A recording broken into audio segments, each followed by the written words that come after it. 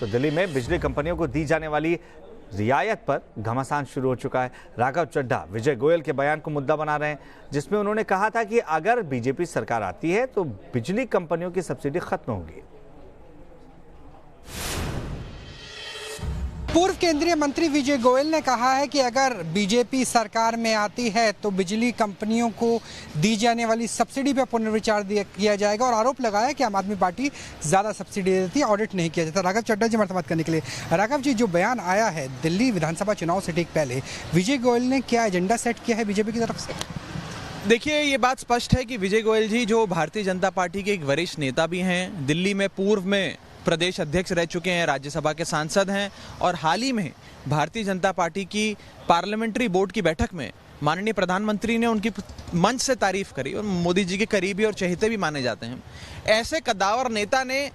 आने वाले दिल्ली विधानसभा चुनाव में भाजपा का एजेंडा स्पष्ट करके जनता के सामने रख दिया है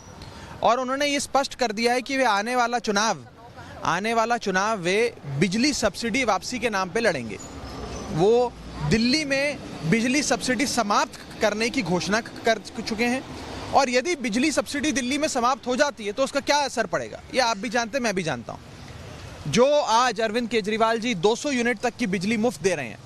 और 400 यूनिट और उससे अधिक की खपत पर आपके बिजली के बिल आधे आ रहे हैं, वो सब राहतें चली जाएंगी। आपका बिजली का बिल हजारों रुपए का आने लग जाएगा। राघव जी, जो विजय गोयल का कहना है, उनका कहना है कि आपने ऑडिट नहीं करवाया बिजली कंपनियों का, दिल्ली के टैक्स पेयर का पैसा सब्सिडी के तौर पर दे रहे हैं, हम ऑडिट करवाएंगे और बिजली का बिल कम करवाएंगे कंपनियों के।